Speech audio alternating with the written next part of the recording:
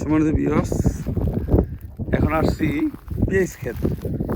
এখানে প্রায় 2-2.5 বিঘার মতন পেঁয়াজ বুনছিলাম। এটা হলো হালি পেঁয়াজ, ঠিক আছে। আগাছা হইয়াছিল, প্রচুর আগাছা হইয়াছিল, ঠিক আছে। আগাছা হইয়াছিল, এই আগাছাগুলি পরিষ্কার করা হইতেছে। এই দেখতে পারতেছেন আপনারা, এই আগাছাগুলি পরিষ্কার কইরা রাখলাম। যদি একটা বৃষ্টি হয় তাহলে আশা রাখি কিছু পেঁয়াজ পাওয়া যাবে। তবে যেই টাকা লেবার কস্টে যায় সেই পরিমাণ টাকা আসে কিনা সন্দেহ, ঠিক আছে, সন্দেহ। এটি কখনো করি নাই, কি পরিমাণ হইব এবং তো এইবারই শেষ, এইবারই শুরু, এইবারই শেষ।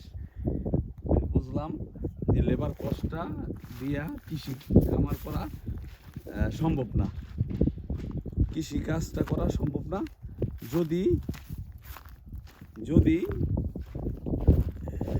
জাত কৃষক ছাড়া এই কৃষি উৎপাদন করা এগুলি সাধারণ মানুষের পক্ষে সম্ভব না। এত টাকা খরচ কইরা যারা নাকি নিজে পরিশ্রম কইরা করতে পারে তারাই কেবল এই শস্য ফলাতে পারে।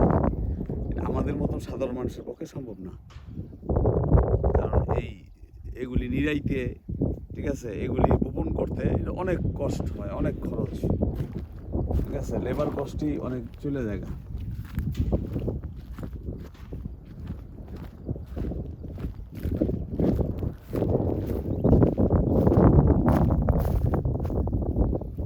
দেখতে পারতেছেন আপনারা পেঁয়াজ ক্ষেত, এটা প্রায় 2-2.5 বিঘার মতন বোনা হয়েছিল, ঠিক আছে। একটা বৃষ্টি আসলে আশা রাখি মানে হয়তো কিছু লাভের আশা, বা আমার যে টাকাটা খরচ করছি এই টাকাটা উঠে আসা। বারবার বৃষ্টির কথা বলতেছি, আসলে প্রকৃতির উপর নির্ভর করে চাষাবাদ করাটা ঠিক না, ঠিক আছে। নিজেদের ওরকম ব্যবস্থা থাকবে, যদি আমার ব্যবস্থা আছে, এত দূর পাইপটাই নেয় না, আর এই এত টাকার ডিজেল দিয়া চাষ করা সম্ভব হয়ে ওঠে না। আর যেখানে আসিল এগুলি 60-70 টাকা, এই আওয়ামী লীগ সরকার এটাকে একেবারে ডাবল করে ফেলাইছে, যে কারণে কৃষকদের শেষ করে দিয়ে গেছে, কৃষকদের শেষ করে দিছে। আর ইন্ডিয়ান কৃষকেরা যে কারণে বাজারটা পেয়ে গেছে গা, ঠিক আছে, কারণ তাদের সরকার আন্তঃনদী সংযোগ করে দিছে নদীগুলোর সাথে, ঠিক আছে। আমাদের পানির হিস্সা না দিয়া তারা পানি নিয়ে যাইয়া তাদের কৃষকদের পানি দিছে, এবং তারা অল্প খরচের ভিতরেই দেখা যায় যে শস্য ফলাইতে পারতেছে, আর সেগুলি আবার আমাদের কাছে বিক্রি করে। আর আমাদের কৃষকরা আবার সেই ন্যায্য দাম পায় না, আমাদের দেশের কৃষকরা আবার ক্ষতিগ্রস্ত হয়। এইভাবেই পাল্টাপাল্টি করে চলতেছে। তখন আমাদের কৃষকরা বাধ্য হইয়া সস্তায় আবার বিক্রি করে ফেলায় ইয়েদের কাছে, যেটাকে বলা হয় ব্রোকারদের কাছে বা ফৈরাদের কাছে, ঠিক আছে, যারা হাটের থেকে কালেকশন করে শহর এলাকায় নিয়ে যায় তাদের কাছে। এই হলো পেঁয়াজ ক্ষেত, এই দেখতে পাচ্ছেন, এই যে এই সাইডে এই যে পেঁয়াজ ক্ষেত।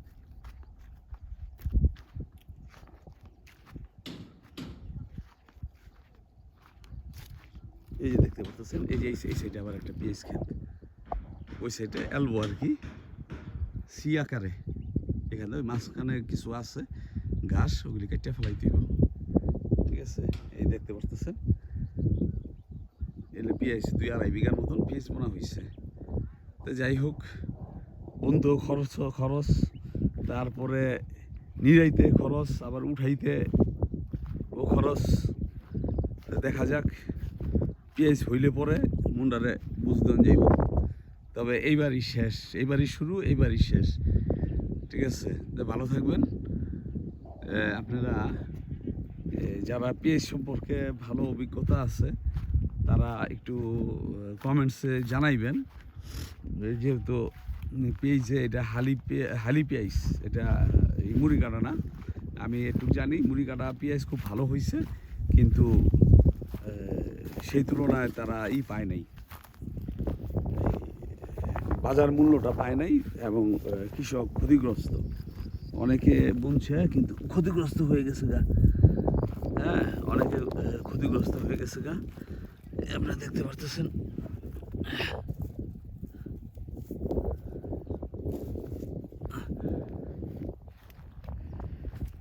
প্রচুর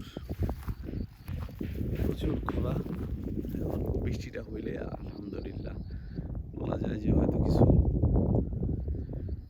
কিছু আসতে পারে।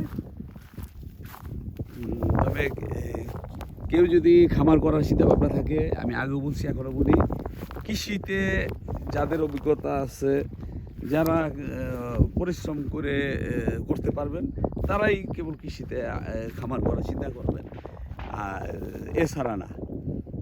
যারাই আমার আছেন গবাদি পশু, তাহলে আপনারা গবাদি পশুর এটা করতে পারেন। ঠিক আছে, ভালো থাকবেন সবাই। ঠিক আছে, আসসালামু আলাইকুম।